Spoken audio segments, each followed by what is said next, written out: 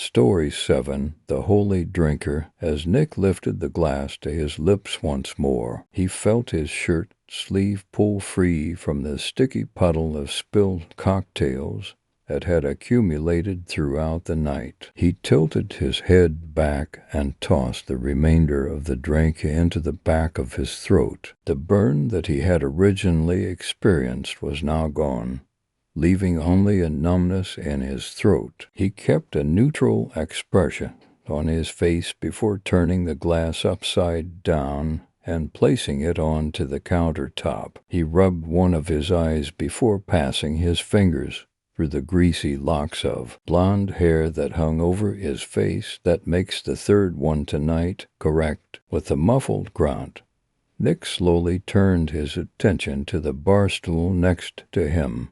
A man was staring at him through a pair of black-rimmed glasses. He removed his coat and draped it over the counter next to him. "I guess," Nick said with the words spilling from his mouth in a slurred fashion. He lifted his finger and signaled for the bartender to pour him another drink.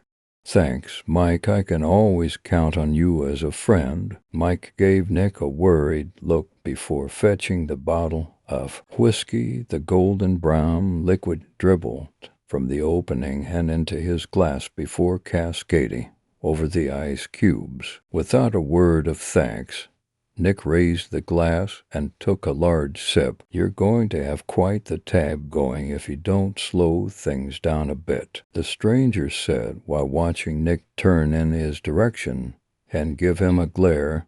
"I don't see why that should be of any concern to you." "Not necessarily a concern," the new barmate said in a velvety, smooth voice.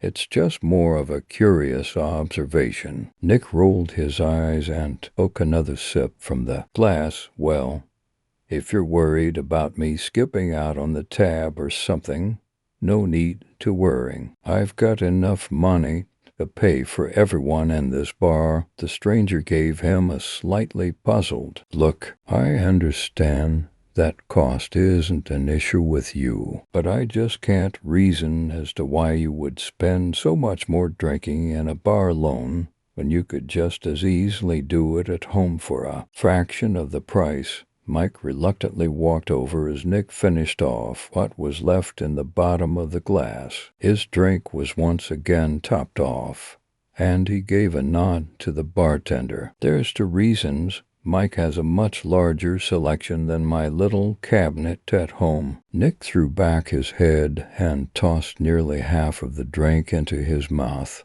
He swallowed without any sort of reaction to the harsh liquid. "However, the main reason I came here is because I know if I drink at home, I'll be tempted to grab the gun I keep in my nightstand." Nick flashed a somewhat demented smile at his newly found friend. This did not deter the stranger, who continued his inquiries.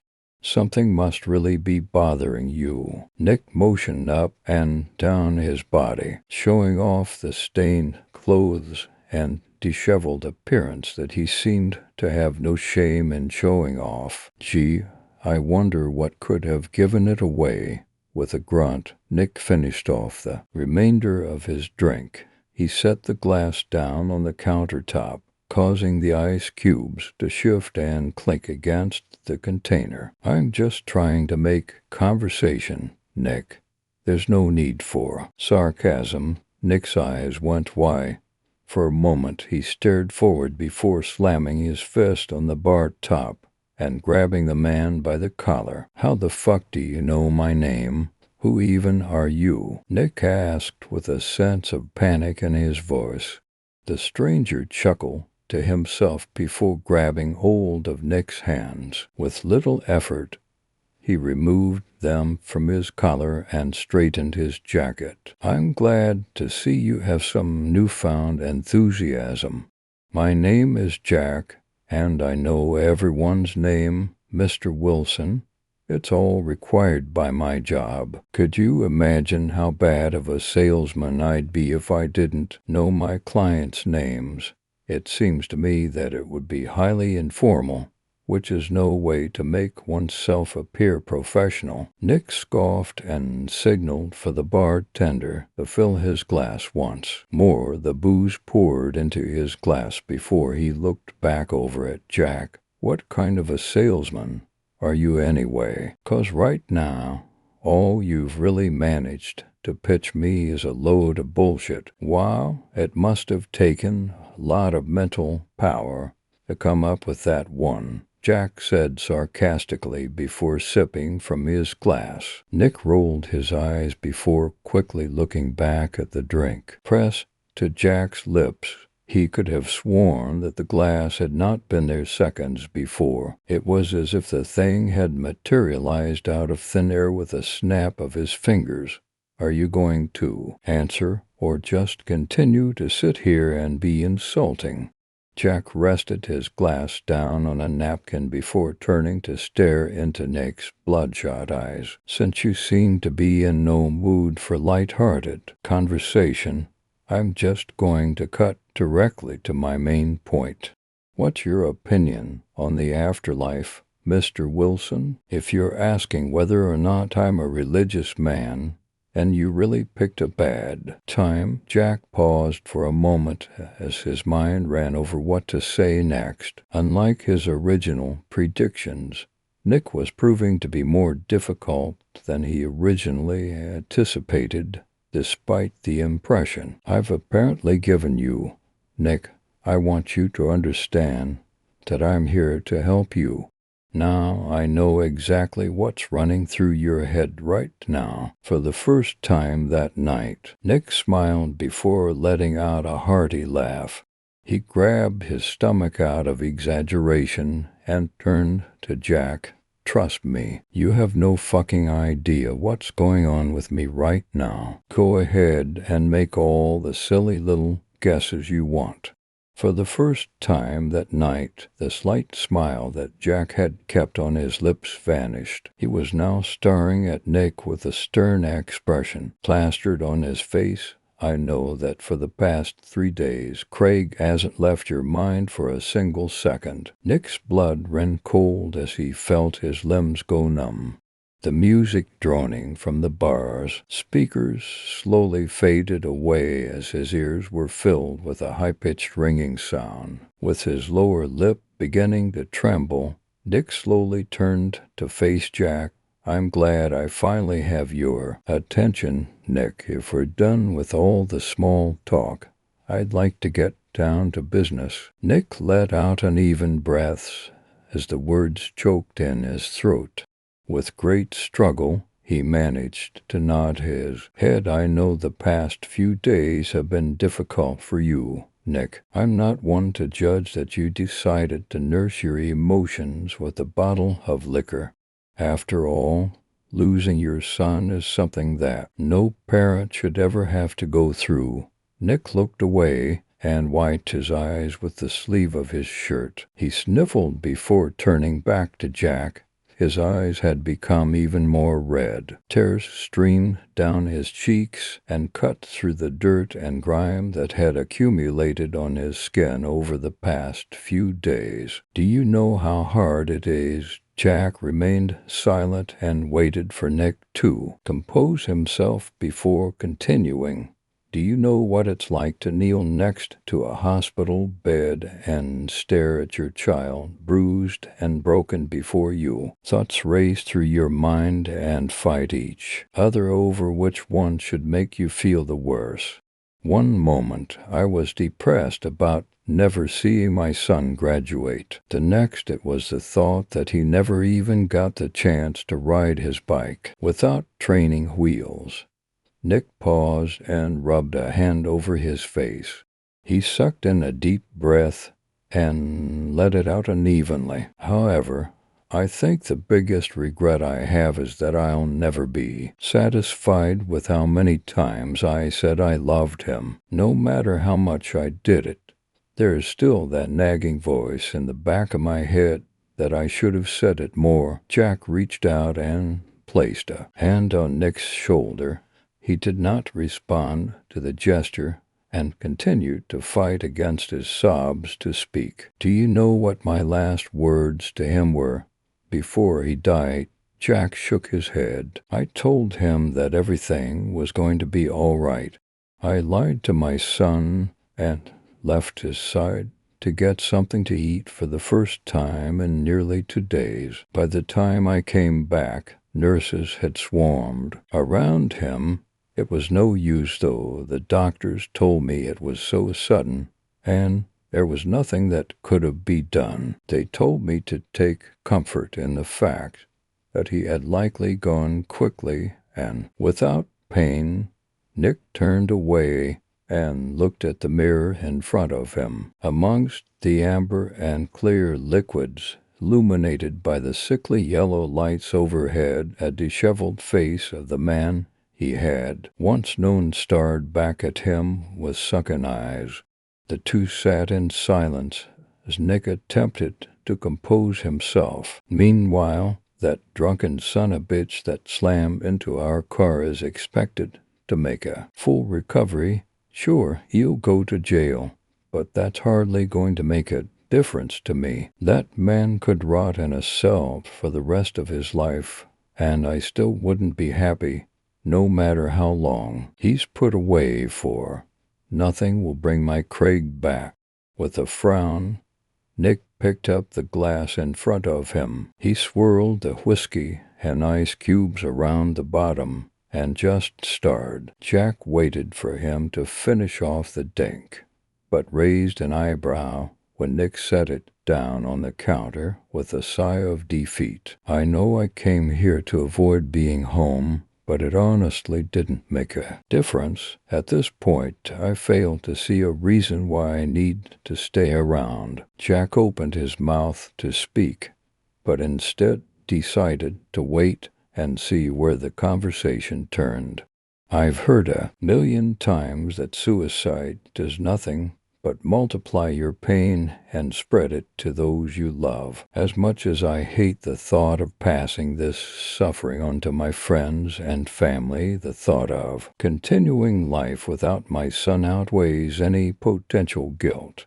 Nick turned to Jack and gave him a pat on the back. To answer your previous question, I never did believe in any sort of afterlife. I grew up never believing in a God, and the thought of there being one who would allow my precious baby boy to be stripped from my arms doesn't have me starting to believe any time soon. Whether or not I'm wrong, I really don't care. Heaven or not, anything is better than continuing life without my Craig. Nick stood up to button his coat and prepare for the bombardment of freezing weather outside. Pulling $100 bill from his wallet, he placed it under his glass before turning to Jack once more. At least putting a barrel in my mouth is supposed to be the least painful way to go out. Before he had chance to turn around and leave, Jack spoke up. What if you could have him back? Nick found this remark humorous and gave Jack a look of disbelief. I appreciate you trying to use humor as a pitch, but that's not really keeping me interested. I'm serious, Mr. Wilson. Didn't Josie say to you right before she died that she trusted you too? Keep Craig safe. I believe her exact words were, I trust you, Nicholas. Make sure to give Craig the life you and I always wanted him to lead. Does that sound right, Nick? A silence hung between the two men as Nick struggled to keep himself standing. The doubt that had built inside him during the course of their conversation suddenly fled, leaving Nick to question the very existence of the man that sat before him. His legs began to shake, causing him to collapse back down on the bar stool. I've tried not to overstep my boundaries tonight, but there's only a few things that I really think will make you believe me.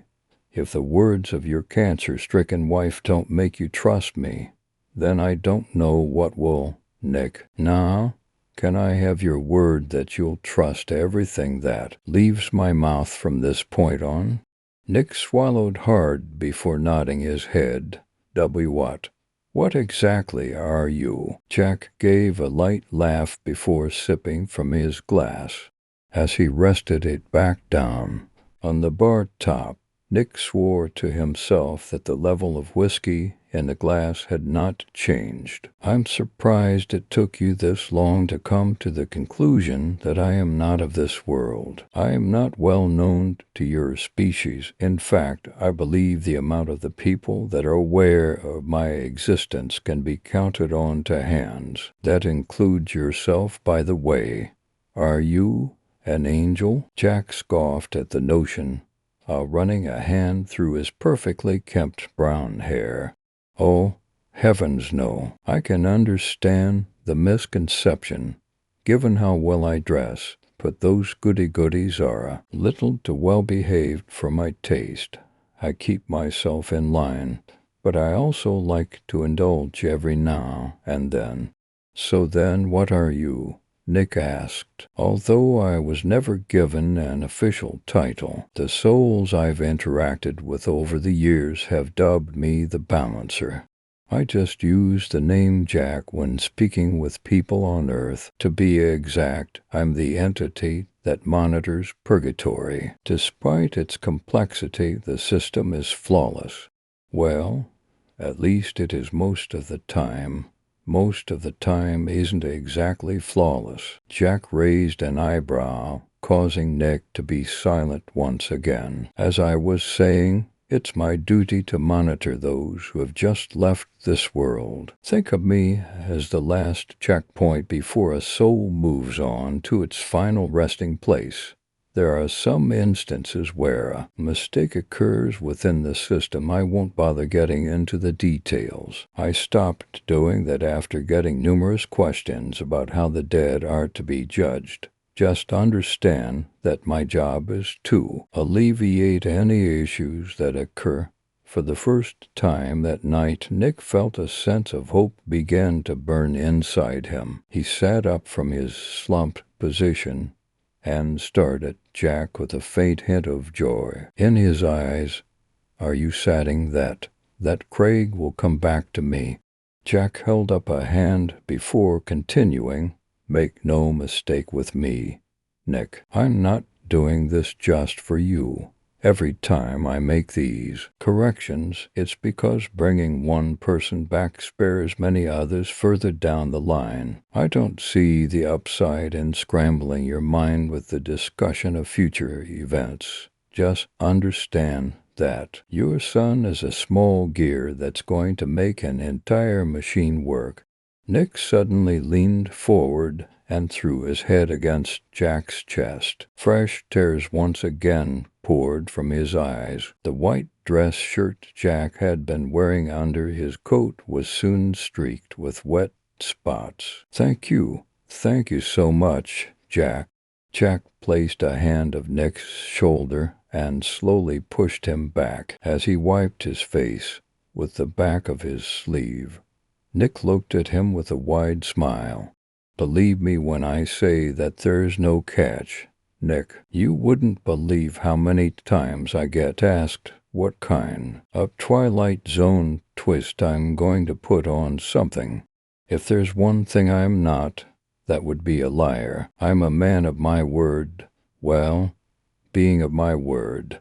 If there's no catch, then there must be some sort of price to pay. Nick spoke with worrying, no price either. Like I said, my job is to simply keep the system in check and tie up any loose ends. I'm not here to try and make a quick buck on the side. Everything I do is strictly business. Nick shook his head in disbelief. This all seems like some sort of dream. I can assure you it's not. All I ask of you is one thing, Nick. Jack leaned forward and stared him straight in the eyes. Do everything you told me. Tell Craig each and every day how much you love him. Teach him to ride that bike without training wheels. Make sure he walks across that stage at graduation. Savor every second of life that the two of you share. Your time on this earth is precious, Nick. All I ask is that you take advantage of it and live your lives to the fullest. Not everyone can say they were given a second chance like this. Make sure you don't abuse it. Nick suddenly wrapped his arms around Jack and embraced him in a bear hug. Jack awkwardly sat in silence with his arms pinned to his sides. I will, I promise. Without another word, Jack pulled one of his arms free and lifted his hand, staring at a nearby table. He snapped his fingers and caused the sound to echo throughout the bar like a thunderclap. Daddy. Nick let go of the man and quickly turned on his heels, facing the direction he had heard the voice coming from. Nick was at a sudden loss for words, sitting at the table with his head barely reaching over the top. Craig stared at his father with a large smile. He waved excitedly and let out a laugh. Craig. Nick sprinted from where he stood with his arms outstretched. Craig. As he neared the table, he felt his foot slip in a puddle of spilled booze. Nick's body tilted forward as his legs were thrown out from underneath him. Before he was able to react, the edge of the table made contact with the side of his head. The empty beer bottles resting on top teetered and fell to the floor as fragments of brown glass exploded around him. Nick hit the floor with a mighty thud. The smell of booze filled his nostrils as his vision slowly faded out to black. The last thing Nick saw was his son stepping in front of him and bending down look at him with a smile. The blaring of his alarm clock pulled Nick from slumber. With a groan, he extended a hand and slapped at the device until the noise ceased. He rubbed the sleep from his eyes and attempted to make sense of his surroundings. As his eyes adjusted, he looked around to find the familiar scenery of his bedroom bathed in rays of morning sunlight. Questioning how he had made it home from the bar, memories of the previous night came flooding back in a mighty wave. Craig. Nick ripped the covers from his body and sprinted towards the door. He grabbed the frame while turning the corner into the hallway. His bare feet slapped against the hardwood floors as he threw himself against the doorway of Craig's room. The smile on his face soon disappeared as he was met with the sight of an empty bed. Any doubt he had pushed to the front of his mind at that moment. Despite the difficulty, he began convincing himself that the events of the previous night had been nothing more than a booze-fueled hallucination. Daddy? Nick let out a scream as his back slammed against the doorframe. Looking down, he was met with the sight of Craig staring up at him. The boy's blonde hair was still damp, causing it to poke out in various directions. Doubly, where were you? I just took my shower. The school bus is going to be here in a few minutes. Nick struggled to keep his breathing at a normal pace. He attempted to act normal, even if he had failed to do so up until this moment. Oh yeah, I forgot it was a school morning. Do you have everything packed? Craig nodded. I just ate breakfast. I was going to go brush my teeth until I heard you making noise up here. Is everything okay? Yeah, everything's fine. I just wanted to check on you after last night. You told me not to worry before I went to bed. Nick gave his son a puzzled look. Worrying about what? What did I tell you? Craig stared at his father with confusion before speaking. You said not to worry about that drunk guy who ran that red light in front of us last night. Remember, he ran into a pole, and you said the people in the ambulance couldn't save him. Wherever he was going, it was going to be better than the life he had now. Nick was at a complete loss for words. His mind attempted to merge the experience he had last night with the conversation he was having right now. But this proved to be a great difficulty. Deciding it was best not to question it any further, he quickly bent down and gave his son a hug. "Oh yeah, I remember now. Thank you. Now go ahead and brush your teeth." With a smile, his son ran to the bathroom. Nick watched with disbelief as Craig ran his toothbrush under the water. The previous day, he had stood in front of a hospital bed to stare down at Craig's lifeless body, with medical equipment beeping all around him. Now he was the same joy-filled boy that Nick had so deeply missed. Still in a haze, he descended the stairs and walked into the kitchen. Morning light poured in through the windows while birds sang. Outside, as he began brewing a cup of coffee, the familiar sound of Craig's shoes running down the stairs echoed throughout the house. Nick watched in silence as his son grabbed the small Spider-Man bag from the living room couch and slung it across his back. As he came running into the kitchen, it bounced up and down and emitted the sound of jingling art supplies by Daddy. Craig grabbed his lunch bag from the dining room table and headed towards the door. Just as he reached up to grab the door handle, Nick ran from the kitchen. He got down on one knee and pulled his son into a hug. Craig returned the gesture without hesitation. "I love you, son. I love you, too." Nick leaned down and placed a kiss on Craig's forehead. With a smile, he tousled the boy's hair and opened the door for him. "Have a good day at school and be safe." "I will," Craig yelled back as he turned to give an excited wave. Nick stood in the doorway and watched as his son ran down the driveway and onto the sidewalk that crossed their yard. Craig came to a stop at the corner and began talking with his other friends who were already waiting for the school bus to arrive. "I'll be damned," Nick let out with a chuckle as he wiped a tear from the corner of his eye. He turned to close the door, but stopped just before it shut. Nick pulled it open again and looked at the sidewalk across the street. Standing with a pair of sunglasses and hands in his pockets, Jack smiled at him. Nick found himself struggling to believe the sight. Not knowing what else to do, he slowly raised a hand and gave an awkward wave. Jack returned the gesture. Without a single word, the man turned and began walking in the opposite direction of the bus stop. Nick stood speechless and simply stared until Jack had vanished from sight. Story 6. Knockoff. I once knew a guy who looked almost exactly like me. He had the same curly brown hair, only slightly darker. He had the same crooked nose, only a bit smaller. Even our eyes were similar, both almond-shaped, but his irises were a slightly lighter shade of brown. He didn't just look like me either. We acted similarly, talked similarly, walked similarly, the list goes on.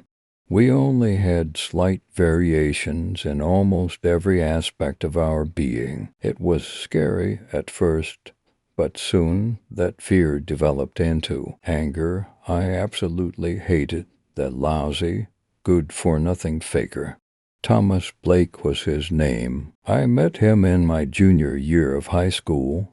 He transferred toward the beginning of the school year, since apparently his father was with the Army, and thus had to move around often. And yes, my mother was in the Army as well, and this was the third high school I had attended thus far. It was his fourth that was a recurring theme, with the variations between Thomas and I.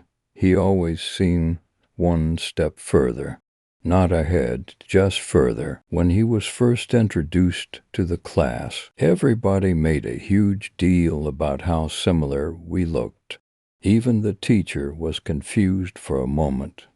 thinking I was pulling some kind of prank. However, when they noticed me sitting in my seat at the back of the class as usual, eyes shifted between the two of us in astonishment as whispers were exchanged. In a similar state of surprise, my gaze was firmly fixed on Thomas, meeting his unlike me. However, he didn't appear surprised at all.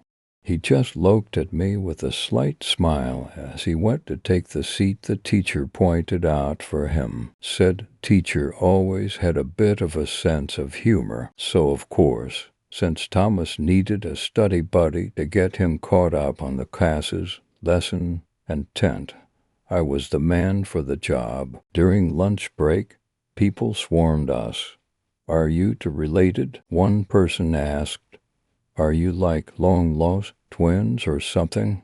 Another hypothesized my school had a fair amount of silly people among its student body, so all sorts of theories were thrown around. Maybe we were clones who'd escaped from a secret laboratory and gotten separated. Maybe we were the twin product of a steamy military love affair between his father and my mother, who then decided to split the two of us before leaving each other. Maybe we were even the same person from two different timelines that had somehow intersected. The theories just kept getting more convoluted as the class had a field day with it. Now, I didn't hate Thomas from the very start. In fact, we were something akin to friends at first. Our various similarities made that easy for us. Plus, the fact that everyone else was already calling us the twins a few hours after we'd met. Since I was his study buddy, the two of us spent a fair amount of time together, and I soon introduced him to my little clique of friends. That was when he began to creep me out a little. My four friends and I were sitting at a lunch table eating as usual when he walked up. "Hey, mind if I join you?" He pointed to one of us before shifting his finger to another. "And you?" Yet again, he shifted his finger and repeated the question until he pointed to me. He paused for a moment, then went, "And me?" Everybody except for me laughed at the little greeting. I just looked up at him with a half-assed grin like I was attempting to find it funny, but blatantly failing. What caught me off guard was that, apart from that last bit, this was exactly how I'd first approached a group of kids in one of my last schools.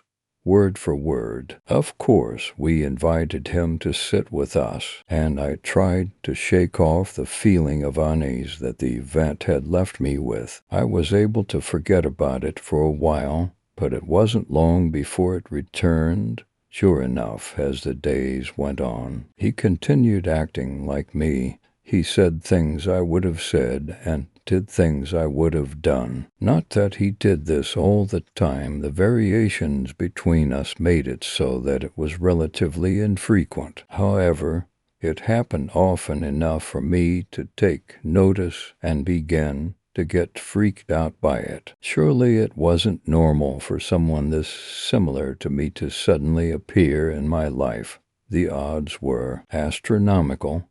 But no matter how I tried to rationalize the impossibility of the fact, it never made it any less true. Although Thomas hung out with my group a lot those first few weeks, he soon began to hang out with other people as well.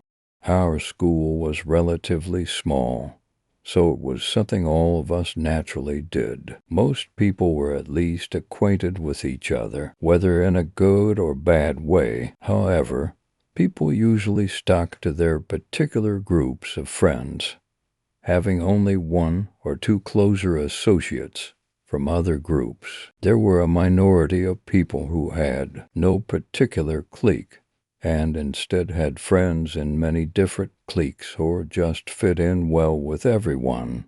Chameleons, we called them. I myself was somewhat of a chameleon, and had many friends from other groups, but I had a specific group that I liked to hang with the most, composed of my four closest friends. Thomas, however, was different. When he began to hang out with other people and get along quite nicely with them, my friends, and I determined he would probably end up becoming a chameleon too, if only partly, but we were surprised to find that he became something more, something our school had rarely ever seen, and something that I personally hadn't seen very often either. Universally popular. Now, being universally popular wasn't some kind of superpower or anything, but it was quite an achievement nonetheless. I don't know exactly how he did it, but Thomas was essentially a friend to everyone in the school. He had even befriended the loner and unpopular kids who had initially hated him out of spite. He just has this charisma, some said. He's a really nice guy. I don't see why anyone wouldn't like him, said others. To them it seemed perfectly natural to like a guy like Thomas. But it didn't make sense to me, because I had long since picked up on our similarities. If we were so similar, why was he so popular while I wasn't? Jealousy began to boil within me. What did he have that I didn't? I just couldn't understand it. But as I observed him and spent time with him, I realized I had been so focused on the similarities between us I had failed to notice the variations. They ended up making all the difference. Thomas was more confident. He was slightly more handsome, had higher grades, and had a bit of an accent. Since he had lived in England for a time, whatever we had in common, his variation was almost always better. That was when jealousy gave way to hatred.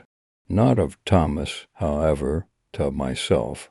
For a while, I hated myself for not being as good as Thomas. The feeling of insecurity ate away at me for over 2 months, causing my grades to drop and my health to go down as I spent most of my time isolated. Friends tried to comfort me to no avail. My family tried to get me to see a psychiatrist or a therapist, but I refused. I looked to the internet for help with what I had come to believe was probably some form of depression, but despite all the good and bad advice, none of it seemed to change anything. Imagine my surprise, then, when all that it took to solve my problem was a trip to the dollar store. I had gone there with my father to buy something or other. As my dad looked for it, I got bored and wandered off to the toys section, where I gazed absent-mindedly at the cheap crap that passed for toys here. If you've ever been to a dollar store, you know that the merchandise they sell isn't exactly top-notch. The kids' items are no exception. Countless rip-offs of famous toys littered the section. Roboformers, Action Rangers, Barbara Girls, that kind of near-copyright infringement thing. As I looked at them, I began to realize the case wasn't so different from my own situation. The Roboformers were almost exactly like Transformers, but there were a few minor differences to keep some small-time Chinese company from getting sued, and that's exactly what Thomas was. He was just a cheap rip-off version of me. It wasn't evident at first. I mean, Thomas was better than me, wasn't he? When I reevaluated him with this in mind, however, I found him to be quite different. His confidence was obnoxious, bordering on outright overconfidence. His grades were only higher than mine because I and many others had helped him study. His English accent was only faint, and most likely somewhat forced, no matter how I looked at it. He was just nothing but a faker, and so my hatred shifted from me onto him. With the problem of my insecurity gone, I returned to school and gradually returned to normal. I felt much better knowing that I was the original and he was just a bad imitation masquerading as something better. I could easily fake who I was and become like him as well, but I wasn't that pathetic. I would stay true to who I was. Still, the problem wasn't entirely gone. Thomas and I still talked fairly often, and the more I saw him around, the more annoyed I got. It got to the point where simply hearing him speak would immediately flip my mood. Regardless of what it was before, I knew that I couldn't keep being friendly for long, so I gradually tried to drift away from him, even if it meant staying away from a few of my other friends as well. It didn't work. Even when I didn't approach him, he approached me. Whenever I would try to leave him, he would flash that small smile that looked sickeningly similar to mine and try to convince me to stay. I hated him. I hated him so much that words could not even describe it.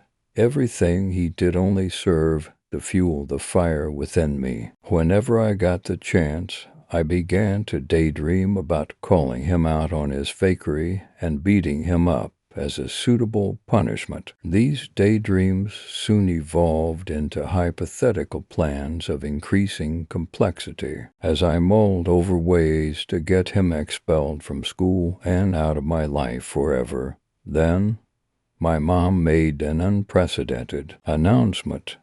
We were leaving. Her work required her to be stationed in New York, so I couldn't stay in my school. At first I rejoiced. Finally, Thomas Blake would be out of my life forever. A couple of months passed, and the week of the move came, so I said my goodbyes to all my friends and acquaintances, and unfortunately, Thomas, before leaving my school. But I didn't feel as good as I thought I would. Initially, I believed that getting away from Thomas was what I needed, but he just stayed on my mind. I was confused. Why couldn't I stop hating him, even after I'd never have? To see him again, he was irrelevant now, after all. I could just leave him behind and start a new life somewhere else, where I was the only me. But no, I soon realized that no matter where I was on this planet, I simply could not condone a cheap rip-off of myself still existing out there, acting like he was better than me. Even if I never had to see him again, I'd know he still existed, and that would eat away at me forever. There was only one way I could solve the problem. I had to stop him from existing. But could I really go through with killing him? Coming up with a plan wasn't too hard, since I knew where he lived as well as the layout of his house, as much as my hatred compelled me. However, fear of the potential consequences halted me. In the end, I didn't even need to take the initiative. About a week before the scheduled time for the move, I got a call from none other than my would-be doppelganger. "Hey, Travis, wanna hang out?" Thomas asked nonchalantly. "I know you're leaving soon, so I was thinking we should go somewhere one last time. I asked James and Sarah, but neither of them are available. So I guess it's just us." I couldn't help but smile at the opportunity. Maybe if I could get him all alone and make sure nobody found his body for a while, it could work. I was moving away soon anyway. "All right, where'd you want to go?" "How about we head to the mall?" Thomas suggested. "There's some stuff I need to pick up there anyway." "All right," I replied. "How's tomorrow?" And with that, the deal was sealed that night. I went out to set things up for my grand plan. The following day, I met Thomas at the mall just like we arranged. My mom's switchblade stuffed into my pocket for later use. All I needed to do was lead him to some secluded part of town on our way back home. I knew the town's layout better than he did, so I could just tell him I knew a shortcut. I kept telling myself it'd be easy, but my heart raced the entire time we were at the mall. We acted all buddy-buddy as we usually did, despite the fact that I was just itching to jab my knife into his stomach every second of the day. There he was right in front of me, that stinking copycat, talking and acting just like me even though he wasn't. Yet I couldn't do anything. Not until that evening the time eventually came, and the two of us decided to walk back to my house. I told him of the supposed shortcut, and I led him to a relatively small park by the river that ran through the town. I had been thorough in my preparations. The previous night I'd buried a weight and a rope in a thicket of trees nearby so that I could eventually tie him up and throw him into the river after killing him. There were some rowboats tied to the docks a little ways away from the park, so I could simply steal one of those, row a little further up the river, and dump the body. Lastly, actually killing him wouldn't be a problem either. I'd received a little hand-to-hand combat training from my mom, so I knew the quickest and most effective ways to end a life. As the cool autumn breeze stung our faces, we walked up into the park. I expected Thomas to be surprised and presume we had gotten lost or something, but he did nothing. He just stopped at the river bank and stared into the river. "Hey, I always did like rivers," Thomas spoke out as I stood behind him.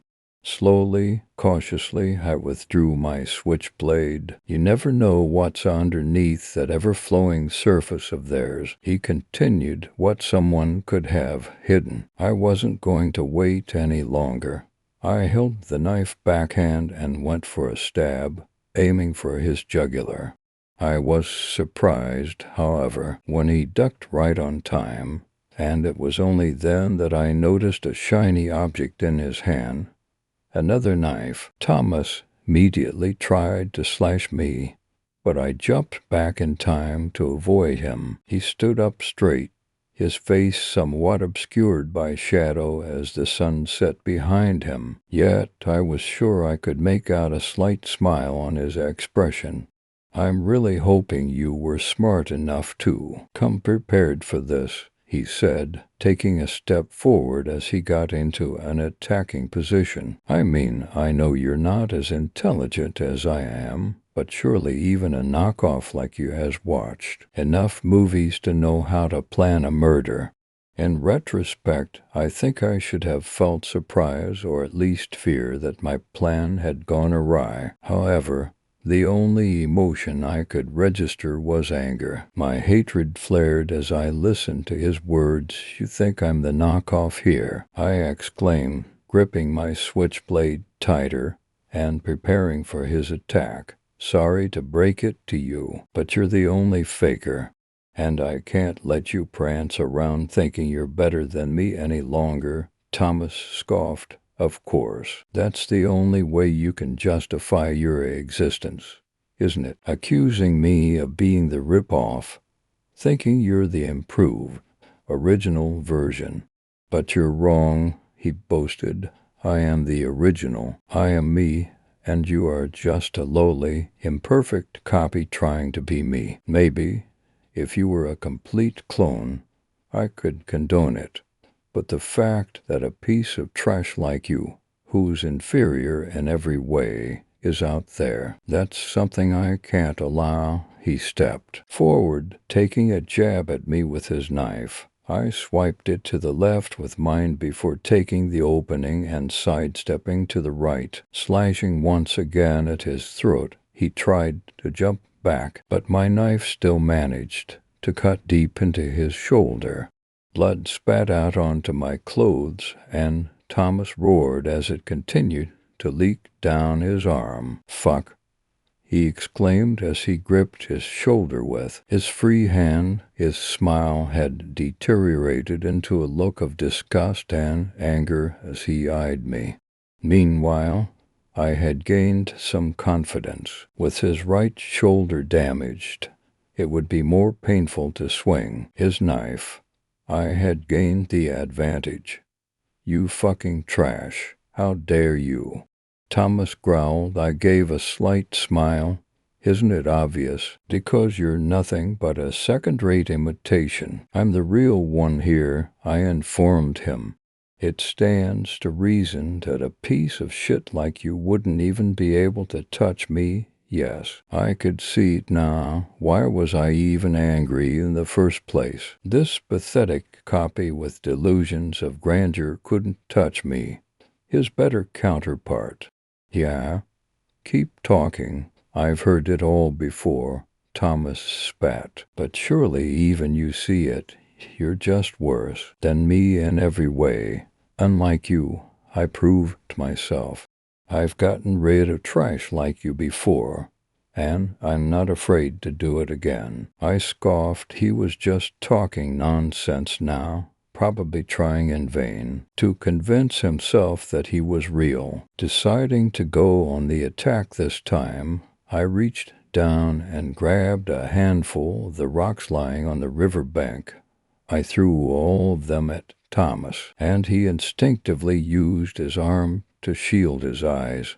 That was when I lunged, aiming for his right arm in order to incapacitate him. I wasn't fast enough, and he was able to parry my slash before quickly grabbing my wrist with his free hand. Holding it in place, he lifted his knife up, but as it came down to strike my trapped arm, I grabbed his wrist just in time. With the two of us now locked this way, we began to push each other back and forth, struggling to hold our footing on the rocks beneath us. "You'll see," Thomas grunted as he pushed. "I am the original. I waited this long so I could prove it again." He pushed against me, knocking me onto the ground. He was now on top of me and pushing his knife ever closer to my chest. But still, for some reason, I felt no fear. I had nothing to worry about from him, I knew it. Thomas, however, looked far more agitated than when we had begun this little duel. "Only the original survives," he said through bared teeth as he struggled against me. "I knew you'd delude yourself into thinking you could win. I wanted to see you fail, to see the look in your eyes when I kill you, and you see that." His final words were cut short as my blade pierced his chest, and his eyes widened in utter shock. I guessed this must be that look he was talking about. Indeed, it was quite an amusing sight. The look of a worthless imitator finally being put in his place. I liked it very much. Luckily, the hand he had been holding my knife back with was still covered in blood from his shoulder injury, which had caused it to slip, and my knife to be the first one in.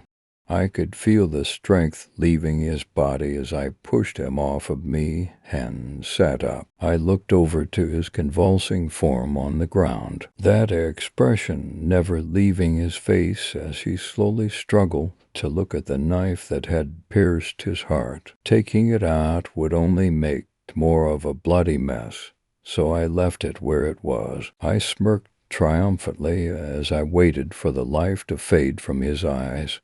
Blood sputtered from his mouth as he tried to speak, but failed. The last words he would ever hear were but the simple truth. "You never even stood a chance, you cheap knockoff." The rest of the procedure went smoothly. Under the cover of darkness, I brought the body over to the boat before retrieving my weight and rope. From the thicket of trees, my jacket had been blooded during the fight, so I removed it and buried it in the hole. My face and hair were a little bloody as well, but that was easily taken care of with a quick rinse in the river water. With the knife also thrown into the water with the body, All that was left was the blood stain he'd left on the rocks, which was cleaned up quickly by the tide. Seeing the blood get washed away, it occurred to me that Thomas had probably gone there intentionally to make sure that when he killed me, he wouldn't have to bother cleaning up the blood himself. It seemed he had planned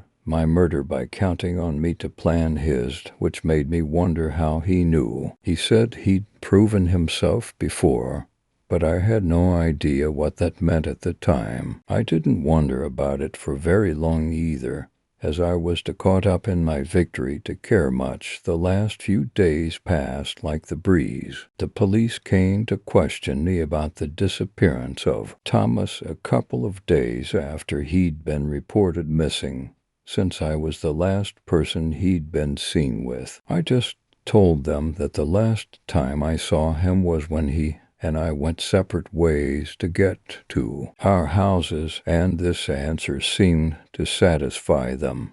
They probably assumed he had run away or something, like most missing kids. It didn't really matter, because 2 days later I was out of there and off to New York. Only then did I feel truly successful.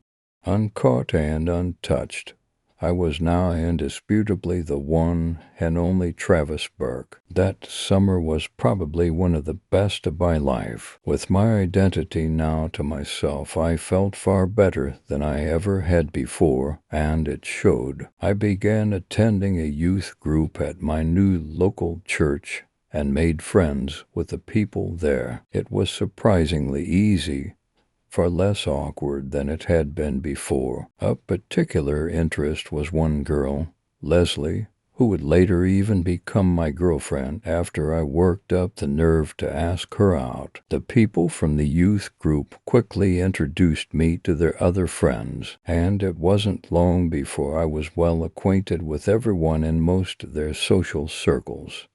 Things were going better than they ever had before. The entire time, though, a lot of the people kept saying something odd. "I swear I've seen your face somewhere before," they would always tell me upon meeting me. It troubled me, because I thought news of Thomas Blake's disappearance might have gotten widespread enough to reach the next state over. Of course, this wasn't the case in hindsight. I probably should have known what the real cause was, and so I stand here today. As I enter my new classroom today at the beginning of my senior year, my eyes scan the room full of students. I take in the faces of those I don't recognize, making a mental note to talk to them later. Then I look over the ones I do know from last summer, and my eyes rest on one particular young man who's looking back at me with a surprised expression.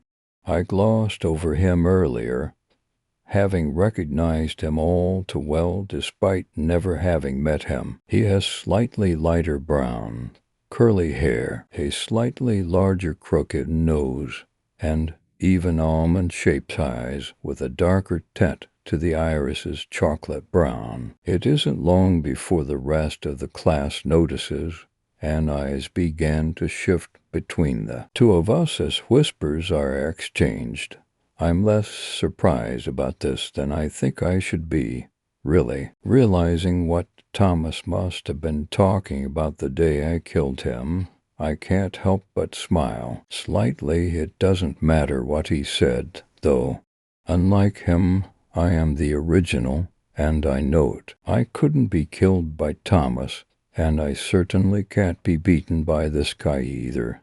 He's just another knockoff that I'll have to put in his place. Story 7, where, deep breath, I thought to myself, turning the key, the door swung open. Nothingness, well, at least not until we unloaded all of our furniture. For now, it was just an empty living room leading into a kitchen, with a bedroom on the left and a hallway with 2 bedrooms on the right. The house was entirely devoid of history, aside from an ancient coffee maker that the previous owner left sitting on the counter. It has that new house smell I chimed, looking at my wife Sarah, who was holding our 6-month-old Emma in her arms. You mean old person smell. You know the last person to live here was 80 years old. I feel like I'm visiting my grandma, she retorted. Good to see her sarcasm survived the move. Getting everything set up wasn't very hard. Probably because we didn't have much to move. Even though the house was small, it wasn't easy buying the place. Between med school and taking care of the baby, this was an exhausting ordeal. Everything was moved in, but that didn't stop the house from looking any emptier. A bed, Emma's crib, and a couch were the only things we had. Oh, and a small box television set that we only watched movies on. Sarah insisted it was because TV was for peasants, but ironically the real reason was because we couldn't afford it. I decided to go in the kitchen and make some coffee, the caffeinated potion that kept me alive these past few years. I'm making your favorite. Want some? I asked, looking over the counter. I know, you know I hate coffee, Sarah responded, sitting on the couch. Your loss what you put extra dirt in this time, she said jokingly. To a degree she wasn't wrong. I was using enough coffee powder to keep me up for days, but that was kind of the idea. Pouring the black liquid into my mug, I couldn't help pondering that a man died in this kitchen after drinking his morning cup of coffee, no less. Swallowing the bitter concoction, I tried shaking the idea out of my head. It was no use, however. The sour liquid began to turn into a nauseating, poisonous mass sliding down my throat. You coming? We had just put Emma to bed and decided to watch the old Blade Runner movie. Sarah insisted we watch it again before seeing the sequel. Be right there, I answered, gulping down the rest of the venom as if trying to swallow those morbid thoughts along with the drink. I sat down on the couch and we started watching the film. Shit, I exclaimed, face-bombing. What's wrong? Sarah inquired, a confused and equally worried look on her face. I have a shift tonight. I have to go or John is gonna kill me, I sighed, getting up from our newly moved old couch. It's cool, we'll watch it another time, she said, pulling out the DVD. I grabbed my keys and made my way to the door. Hey, yeah, I responded, looking back towards the couch. Take up some air fresheners on your way home. I was serious earlier, she said, pinching her nose. Top of my list, I smiled, grabbing the doorknob. Have a great day at work. God knows you did last night. It's just sad the only time we get alone is usually at 3 in the morning. I looked back at her and raised an eyebrow in confusion. When I came home last night, Sarah was asleep. We didn't even say a word to each other. Don't act like you don't know what I'm talking about. I haven't seen you that energetic and crazy in a long time, she said, with a small grin lining her face. I looked at her with an even more perplexed expression. Stop messing with me. There's no way in hell you don't remember last night. I know I do, she giggled. Am I just not remembering? How many things have I forgotten? 1,000 questions flooded my mind. The coffee I had just drunk bubbled in my stomach until it rose upwards. The septic mixture of bile and sludge built in my chest, rising to my throat. I swallowed, forcing the vomit back down. I probably just forgot. You caught me, I smiled softly, gripping the doorknob so tight the color drained from my knuckles. Are you okay? Sarah asked, genuine concern in her voice. Yeah, I'm fine. Just wondering if John's face can finally reach tomato shade when he sees how late I am. Last week, he was pretty close, I chuckled. opening the door. "See you when I get back. If I survive," I smiled as I walked out the door, closing it quietly behind me. I chose to forget what she said. Her words had floated silently through my ear and into the back of my mind with all the other memories I deemed best not to remember. They sat there fermenting and growing like a parasite in my brain, waiting for the right moment to drive me into madness. I barely made it to the hospital on time. My work was easy enough, but the late hours mixed with my supervising physician, John McAllister, breathing down my neck every chance he got didn't help my psyche. He was one of those 50-somethings who probably got alcohol poisoning in high school but swears to have found Jesus. He would just as soon tell you the good word as he would burn you at the stake. I got off work at 2 a.m. My eyelids fell like they were weighed down by anchors. I had to get home. The parking lot was a sea of vehicles, but I somehow found my car. An old 1985 Toyota Supra I inherited from my dad. We home stretch. I thought taking out my keys. One of the reasons we bought the house we did was because it was closer to the hospital. Before it took 20 minutes to get to my apartment, but now it took around 5. Before I could leave, I heard something below my feet. I froze and listened. A low growl emitted from underneath the car. Whatever was under there wasn't happy, but I was nothing if not curious. Placing my keys on the hood, I leaned over to peek into the dark void beneath. Two black eyes met mine in the darkness. I shined my phone's flashlight into the black expanse, shedding light on the creature, its black eyes reflecting the light back at me. "It's okay, Bo," I said, reaching my hand toward it. The growling grew louder, but I kept reaching farther until I felt its fur. "That's a good Bo," I said, stroking its back softly. The growling eventually subsided as I coaxed the animal out from underneath the car. Blood soaked my hands. Poor thing had cuts and scratches on its chest. I pulled off my jacket and wrapped it around the German Shepherd's back and stomach, knotting it in place to help stop the bleeding. I carefully picked up the dog as it whimpered. "It's okay.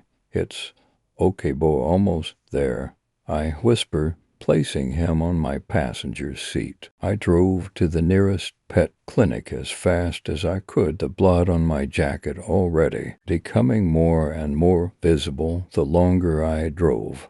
Thankfully, the dog hadn't been bleeding for too long before I found him under my car. It only took some stitches and a whole lot of liquid to get him stabilized. He had no chip or any way of identifying that he had an owner. So I did what any rational new father and homeowner would do and decided to take him in.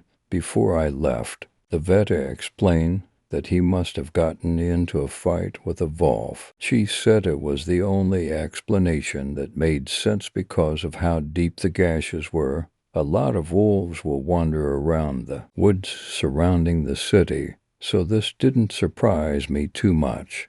On my way home, I stopped by the supermarket to pick up pet supplies. I bought all the essential dog stuff and an air freshener. Driving back, I tried not to think about how much all this cost me on top of the clinic visit. When I pulled up to my new house, it had to have been 5 a.m., but for some reason my next-door neighbor was wide awake, standing in his yard, staring at me.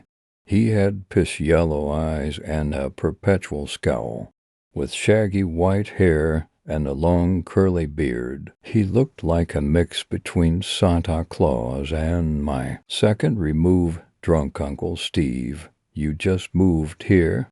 he asked, behind the line of bushes that marked the intersection of our properties. Just moved in today, I said, forcing a smile, but it couldn't be more obvious I was creeped out by the man. Did you know the last owner? I asked. That old fucker was a piece of work. Can't say I'm sad he died, he scowled, but it's good to see new blood, he declared, forcing a full smile of sharp, shiny white teeth. He paused for a moment, rubbing his long fingernails over each other as if he were sharpening cutlery. There's something I need to tell you since you'll be sleeping 100 feet away from me. I'm a killer. His face was dead serious, and his cold yellow eyes tore into my soul. For a few brief moments, all I could feel was the cool breeze hitting my skin, before the loud thumping of a heartbeat brought me back to reality.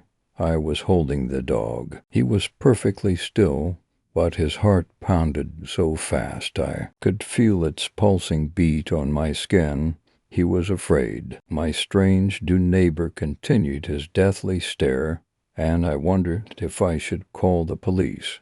His serious expression gave way to a booming laugh that echoed to the end of the street. Scared you for a minute there, didn't I? He said, holding his chest like he'd gone for a long run. His face turned back to a blank stare. I served in. It's funny how many people you can kill overseas, and when you get back home, they call you a patriot. But if you kill someone on home soil, it's murder. When I got home, my wife was the only thing that kept me from myself, my true self. When she died, I couldn't sleep at night. I couldn't trust myself around my own children. So I moved here, he said, staring off into space. His comments shocked me, but I kept a cool visage. Well, I should be heading in. This guy has some healing to do after all, I said, looking down at the dog in my arms. It was nice meeting you, mister. Call me Mr. Rogers, he said, his glinting yellow eyes glaring at the dog in my arms. Nice meeting you, Mr. Rogers. I'm Tom. If you ever need anything, I'm your man. Don't be a stranger, I said, shifting slowly towards the door. He didn't say a word, just smiled and peered at me as I went into the house. Well, that wasn't weird at all, I thought, walking into my new abode. I could barely see, but I carefully placed the dog on the couch.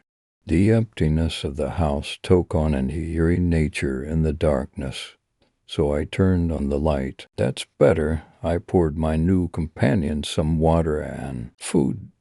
Then I placed his bed next to the couch. You're safe. There are no wolves out here, I whispered, scratching behind his ears. He gazed back at me, patting his tail on the couch.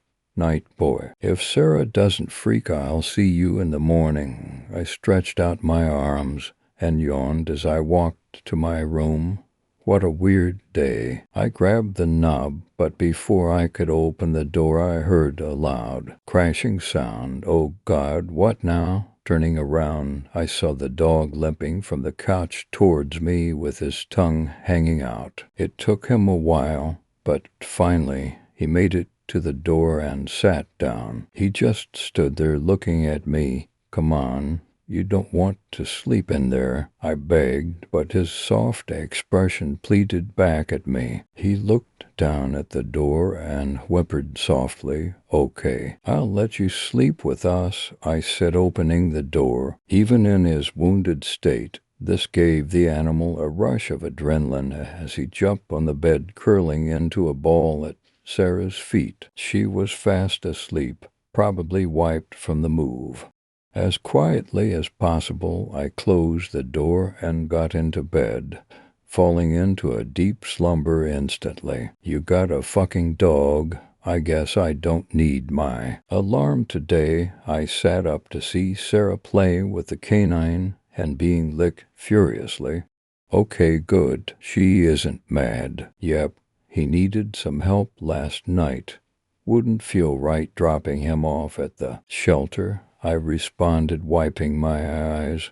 That explains the bandages so we can keep him, I asked, putting on the most innocent expression possible. Yes, but only on one condition, which is I get to name him, she stated, still petting the dog.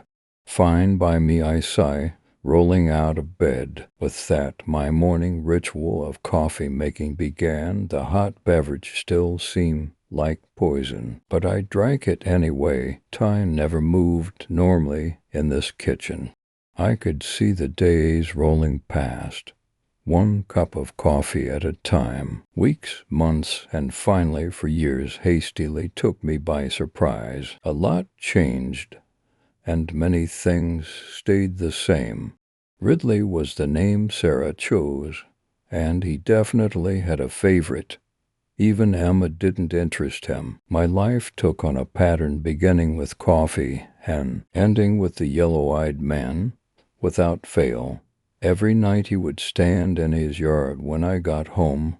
I almost looked forward to it in a strange way. The more we talked, the less strange he seemed. He had some interesting secrets, and no, one of those didn't include him being an old children's TV show host. He had a strange fascination with Ridley, always asking me if I knew where he was, or if I knew how he was injured. I thought nothing of it. Besides, when I came home, I knew exactly where Ridley would be, curled up next to Sarah. I got my medical license, but still worked at the same hospital. John McAllister found new ways to torment me. Last year, my wife gave birth to a beautiful baby boy. He had her golden blonde hair and blue eyes. We named him Max. Our little home started to look a little less empty. Ridley took a liking to Max and would always sit by his crib for hours on end, watching me closely when I walked by. That brings us to today. I had just come home from work. Mr. Rogers, however, was not standing in his yard. I thought about going to bed, but my curiosity got the better of me. I walked into my neighbor's yard, the dead grass pulling at my feet. Maybe he took a day off from being creepy. Why is this so odd? Making it to his walkway, I could tell something was wrong. His door was wide open. Standing in front of the old, decrepit house, I could feel my stomach churning. Not a single light was on. The darkness of the entrance beckoned to me. Without thinking, I took one step into the void, and then another. Mr. Rogers, I called into the darkness. My eyes began to adjust. Cobwebs lined the supports above. Bottles of liquor and vodka were strewn across the floor, and a particular half-drunk bottle sat on a dusty countertop to my left. A small static silhouette stood in a doorway in the corner. The aged wooden floor creaked underneath my weight as I crept closer to see what created the strange shadow. Ridley was standing at the door. He didn't move. "What are you doing in here? It's time to go home." The creature just stood there with an unblinking stare before running back into the darkness. I ran to the back of the house, each step causing the wooden floor to cry an unearthly scream. The door opened up to a small hallway, which in the darkness appeared to stretch on for miles. At the end, I could make out a small room. I froze in place halfway to its entrance. I could hear something, a light dripping sound. That's what it was. Squinting, I found the source of the noise. Long pointed nails dug into the top of the door frame, while liquid dripped from them, flowing down until it fell off an old wrinkly wrist. I stood in shock for a few seconds before realizing that he was staring at me. Nothing was visible of the figure. aside from a pair of bright yellow eyes that illuminated the pitch-black doorway. The top of the door frame broke as Mr. Rogers pushed himself forward, using it as leverage. "I found your dog," Mr. Rogers said, walking into the hallway, shaking Ridley's collar in his hand. "Where is he?" I asked hoarsely, taking a step back. "Can't you see? He's right here," he yelled, throwing the collar at my feet. "Do you want to know how my wife died?" he asked, his lips parting to show his teeth. You told me she died in a car accident," I stated, taking another step, almost out of the hallway, ready to sprint towards the exit. "No," he screamed, running towards me at a breakneck pace before stopping suddenly in front of my face. I should have run, but I simply jumped back into the main room of the house, petrified by the old man's agility. Even though he couldn't be younger than 75, I stood no match for his speed. "I lied to you, Tom. I lie," he whispered, placing his hand on my shoulder, digging his claws into my skin. I used to drink, Tom. I used to drink to keep the demons away." He paused as a tear rolled down his cheek, his nails digging deeper. "They were too loud. I couldn't stop them, Tom. Her brakes failed," he stated, rolling his eyes in his head till they faced mine. "I broke her brake pedal. I didn't leave because I felt grief. I left because I was ashamed that it brought me pleasure killing her. I killed my neighbor, too. I put silver in his coffee." "An innocent man, Tom. What the fuck is he talking about?" "But none of that matters now," he said, letting go of my shoulder and moving his hand to the side of the wall. "Because I'm dead," he grinned, flipping on a light next to the door. Mr. Rogers' body lay in the center of the room, his blood soaking into the old floorboards. A small silver knife stuck in the man's chest, glinted in the light. My head pounded with intense pain. I was dreaming. This didn't make sense. My stomach ached with nauseating intensity. Falling to the floor, I gagged, breathing in heavily between dry heaves. "I'm going insane." A dead man is lying on the floor and simultaneously standing in front of me. I mustered all my strength and slowly picked myself off the ground. "Where's Ridley?" I asked once more. "He's right here. I already told you." Mr. Rogers shook his head, looking at the ground. "I might as well just show you. You've been such a great sport thus far." His face melted like rubber under fiery heat. His arms shrunk and twisted. His whole body soon collapsed into a large lump of goo on the ground. The monstrous pile of bubbling biology turned and took shape into that of a dog. Ridley, while it had the shape of the animal, its skin was that of a man, with patches of fur round its misshapen body. Mr. Rogers' yellow eyes bulged out of the thing's head before shrinking into small black orbs. Ridley walked towards me, panting. He licked my hand. His odorous breath seeped into my nostrils. It smelled like rotten eggs. The fumes awakened something in me as I breathed them, and deeply. All the thoughts in the back of my head cracked open like a spider's egg and forced themselves to the surface of my consciousness. A monster had taken the form of an innocent animal, and I had left it home with my wife every single day.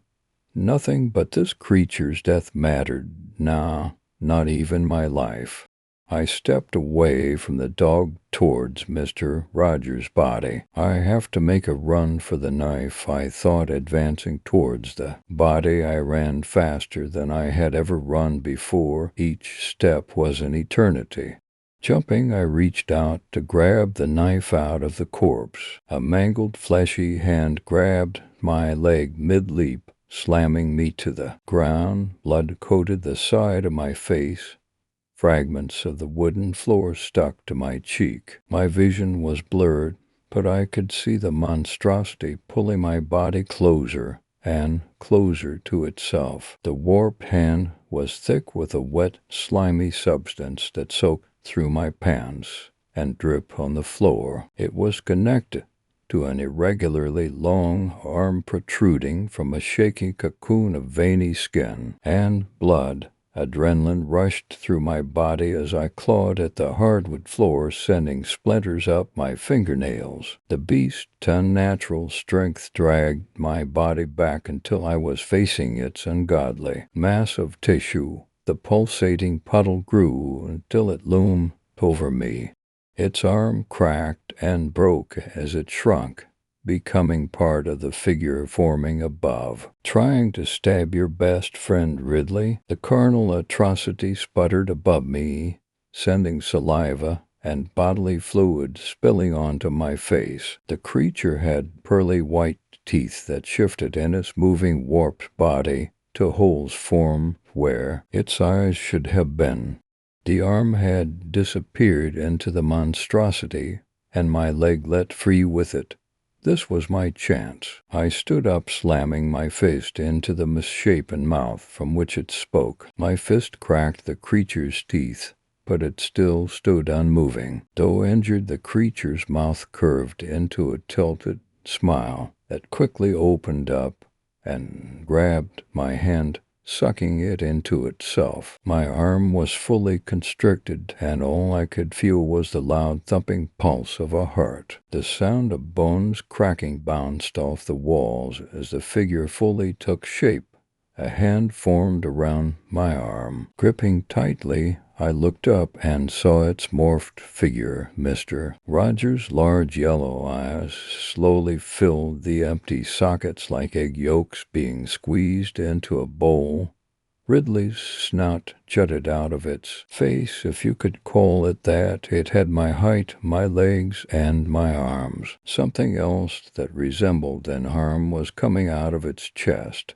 It was perfectly smooth, and liquid dripped off of it. It pulsed uncontrollably with the beat of what I assume was a heart in the creature. It slowly shrunk back into the thing's chest. "You're going insane, Tom," the creature said in a voice as it swung, its other hand down on my arm, snapping it at the elbow. I shouted in pain as it flung me out the door into the walkway. My body flew through the air before crashing into the solid ground. I landed on my back. The force of the fall hit squarely between my shoulders, forcing all the air in my lungs to be expelled in a quick exhale. My body slid shortly thereafter before rolling down 3 steps, causing my head to slam into the ground. Blood dripped from my face as I tried to pull myself up the steps. I didn't even have enough strength to climb them. My body was broken. Laying on the concrete, I took a jarring breath that rattled my ribcage. I could see my own legs walking slowly towards me. I raised my hands to fight, but it was no use. It picked me up again and pushed me to the ground behind the bushes. "You're losing your mind. You're a fake. You aren't real. I'm the real Tom. That's not your son in that house," it said, pointing over the brush. "That's my son." A light flicked on in the house. Sarah had probably woken up from hearing my scream. I drew a breath to yell, but the monster's leg crashed into my chest, breaking at least 8 of my ribs. I tried to breathe, but that only caused my chest to further collapse.